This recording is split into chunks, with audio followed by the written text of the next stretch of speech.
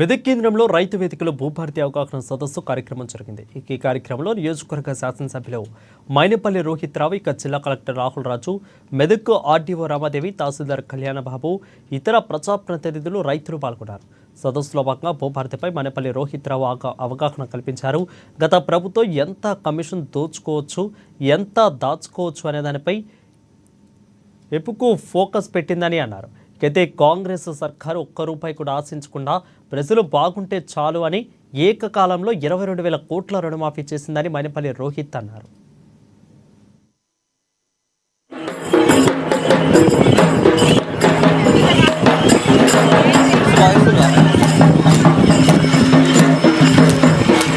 పదేళ్లలో మనకు ధరణి అని ఉండే. ధరణి ఎవరికి ఉపయోగపడ్డది అంటే గత మాజీ ముఖ్యమంత్రి వాళ్ళ 4 కుటుంబ సభ్యులకు అని చెప్పి ఎక్కడికి పోయినా ప్రజలు చెప్తా ఉన్నారు. భూమి ఒకటిదైతే పేరు ఒకటిది వస్తుండే.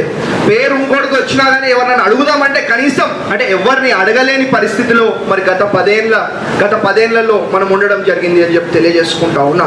మరి ఇవాళ మన ప్రజల ప్రభుత్వం, ఇంద్రమ్మ రాజ్యం, కాంగ్రెస్ ప్రభుత్వం వచ్చిన వెంటనే మరి భూభారతి అనే ఒక చట్టం తెచ్చి భూభారతి పోర్టల్ ద్వారా మన బడుగు బలైన వర్గాలు, మన మహిళలు, మన రైతులు, మన అందరు కూడా మంచిగా ఉండాలా, మరి అందరికీ ఉపయోగపడాలనే ఒక ఉద్దేశంతో మరి ఇవాళ భూభారతి తేవడం జరిగింది. మీకు ఎటువంటి ఇబ్బందులున్నా మరి మీరు వారికే డైరెక్ట్ చెప్పొచ్చు అని చెప్పి మీ అందరూ కూడా తెలియజేసుకుంటా ఉన్నా.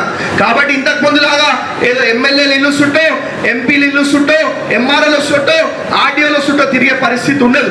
వాళ్ళే మీ గ్రామంకి వచ్చి, వాళ్ళే మీ గల్లీకి వచ్చి మీ సమస్యలు ఏమున్నా అన్ని కూడా మరి పరిష్కరించే విధంగా మేము చర్యలు తీసుకుంటా ఉన్నాము అని చెప్పి మీ అందరూ కూడా తెలియజేసుకుంటా ఉన్నా.